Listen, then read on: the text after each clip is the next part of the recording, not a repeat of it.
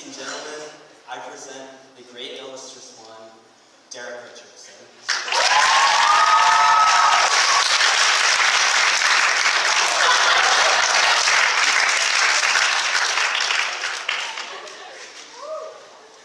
Hello. Could you imagine a nation where no political parties exist, where there's only one party only? Could you imagine a nation where we only have to adhere to one person's beliefs, ideas, perspectives? Does this nation sound like a dictatorship to you? No? Yeah, it kind of does, but without further ado, allow me to introduce a school of thought that delves both into the political and economic potential of the United States of America. Allow me to introduce Derecolitics and Dereconomics, led by me, Derek Richardson.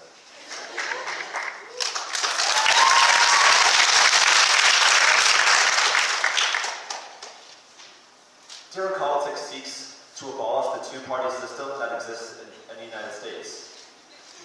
We must get rid of the Democrats and Republicans that only bicker with each other in Washington, creating an idle Congress and an unproductive nation.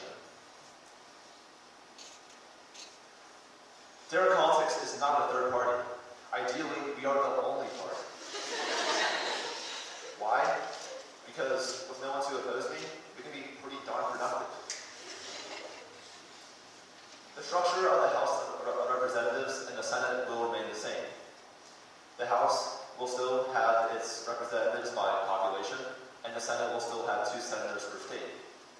However, there is one key structural difference that sets Derecolitics apart from any political ideology or political group that has existed in American history. Derecolitics will establish a politburo called the Posse.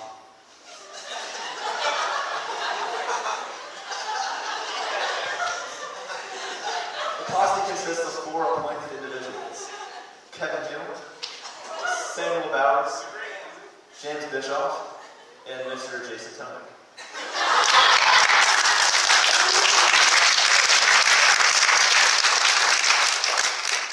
The purpose of the Posse is to make decisions during my periodic absences, which may be due to illness, assassination threats, or my frequent snorkeling trips in the Adriatic Sea. Well, moving on to the economic branch of this flawless conception. I'd like to introduce Derecolitics. In order for Dereconomics to be successful, Dereconomics, which is appropriately named after the narcissistic leader who's now referring to himself in the third person, is composed of 3 3-year plans. That's right, 3-year plans, not 5-year plans. I don't have the patience for 5 years, and people don't either. Sorry, John. The first of the 3-year plans is the most important. It consists about bringing the fall of the American aristocracy. The American aristocracy must tumble down the mountains of cash and be brought to their knees. Why? It's because these people are the ones who are most likely to speak out during extreme political change. To bring about this epic fall, the government will siphon money from their bank accounts and use that money to reduce our national deficit. Is this corruption? Yes, but you shouldn't care. I mean, here we are on Saturday, we're not flying our private jets or on yachts, we're here at an informative talk show. With something much better to do, like me.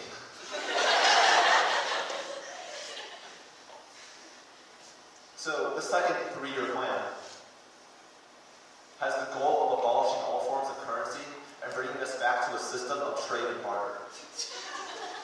Trade and barter works. How do I know? Because I once traded a bag of Doritos for an entire meatball sub. And if you ask me, it's a pretty good deal for both parties. If I can do it, so can you. Simple as that. The third 3-year plan revolves around expanding our fishing industry to instill economic growth, pretty solid location for water access. We have the Atlantic in the east, we have the Pacific in the west, Great Lakes up north, and I would say we have the Gulf of Mexico in the south, but BP kind of ruined that for us. Sorry, I'm not a fan of my Cajun crayfish with an oily aftertaste. I'm better for that.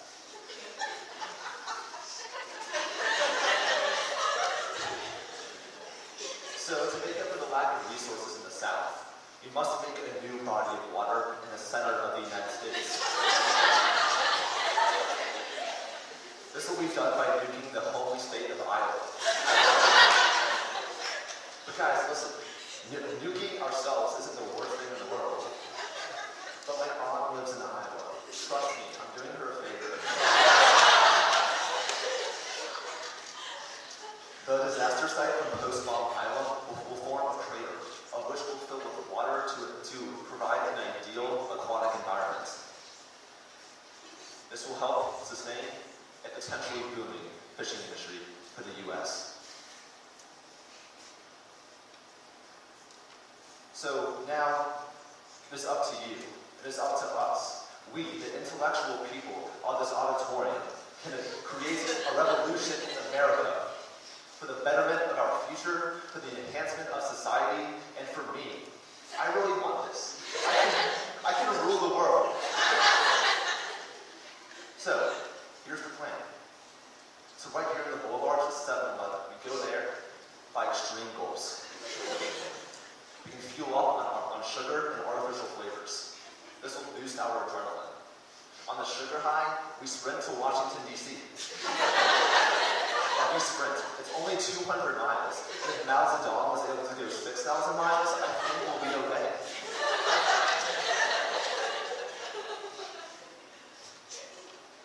So, once we're in Washington, first thing we'll do is go sightseeing to all the monuments to boost morale, increase enthusiasm, and plan demolition. Then we march to the White House and politely ask President Obama to step aside. Politely. With the sheer amount of people and our pubescent charm, there's no way he can say no. So rise. Rise for America. Rise for Derecolitics. Rise for Derecolitics. Everyone raise your fists. Everybody, we can do this. A new America for us. And it starts here in this auditorium. We can do it. Do it for me.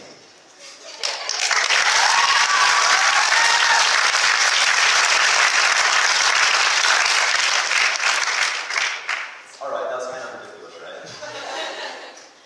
I mean, it'd be cool to rule the world and all, but all those things would be terrible for the U.S. or for any country in general. And you're able to make this conclusion by coming here, listening to my philosophies, comparing them to your own, and realizing that they're completely outlandish and nonsensical. So we can do, So I've realized that recently we've been distancing ourselves more and more from American politics. Not all of us understand party ideologies, or why certain things are happening in Washington, or even know who is representing our district in the House and in the Senate. This is unacceptable. So we can do a few things to stay involved. We can watch the news, we can read the newspaper, but we have to keep in mind of the biases that exist in television programming and journalism. So while reading or watching the news can help eradicate our political ignorance, we can do more. One of the most important ways we can stay active in the swing of politics is to exercise our right to vote. That is when we are 18.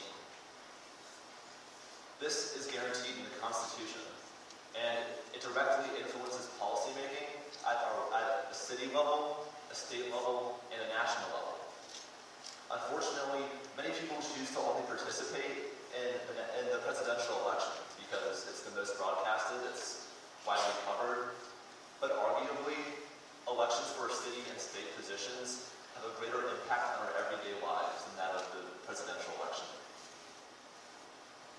And also, voting for candidates and not fully understanding their ideologies or beliefs, voting blindly, if you will, is an utter waste of the vote.